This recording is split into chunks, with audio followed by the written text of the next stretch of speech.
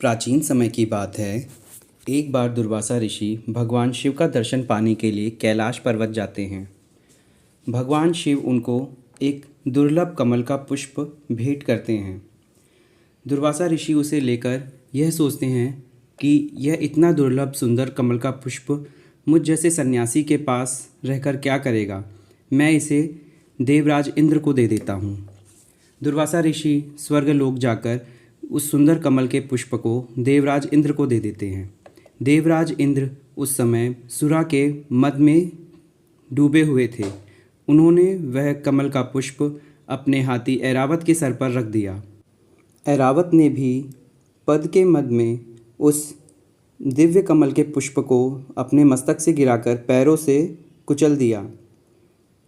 भगवान शिव द्वारा दिए गए दिव्य कमल के पुष्प का इतना निरादर देखकर दुर्वासा ऋषि अत्यंत क्रोधित हुए और उन्होंने ऐरावत हाथी को स्वर्ग विहीन हो जाने का श्राप दे दिया और देवराज इंद्र को आदि समस्त देवताओं को लक्ष्मी विहीन हो जाने का श्राप दिया। फिर भगवान विष्णु और लक्ष्मी जी ने श्राप का मान रखते हुए लीला रची। माता लक्ष्मी रुष्ट होकर वैकुंठ लोक छोड़कर समुद्र को पिता मानकर उनके घर में रहने लगीं। समय बीतने के साथ लक्ष्मी विहीन होने के कारण सब देवता और राक्षस दरिद्र होते चले गए।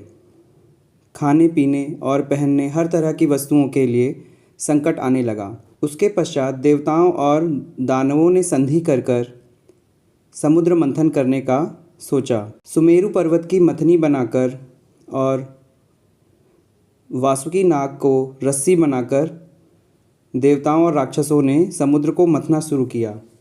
भगवान श्रीहरि ने कच्छप का अवतार लेकर सुमेरु पर्वत को अपने पीठ पर धारण किया और ब्रह्मा जी ने पर्वत के ऊपर बैठकर उसको संभाला। इसके पश्चात समुद्र मंथन से 14 रत्न प्राप्त हुए। उसमें हलाहल विष भी निकला।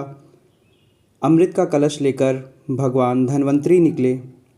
क्योंकि वह भगवान धन्वंतरी धन त्रयोदशी के दिन ही समुद्र से प्रकट हुए थे, इसलिए इस दिन को अर्थात कार्तिक कृष्ण त्रयोदशी को धन त्रयोदशी का त्यौहार मनाया जाने लगा।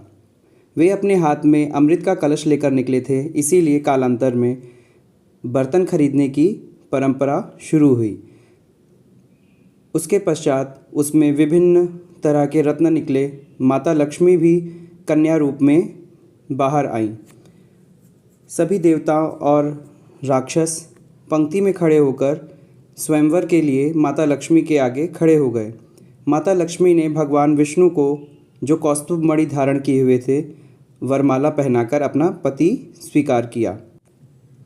कई सारे दिव्य रत्न समुद्र मंथन से निकले, जैसे उच्चैश्रवा नाम का एक दिव्य अश्व, ऐरावत हाथी, दिव्य चंद्रमा, पारिजात का वृक्ष, रंभा नाम की अप्सरा जो कि कई सारी अप्सराओं की प्रमुख थी, दिव्य धनुष, सुरा आदि 14 रत्न, कौस्तुभ मणि,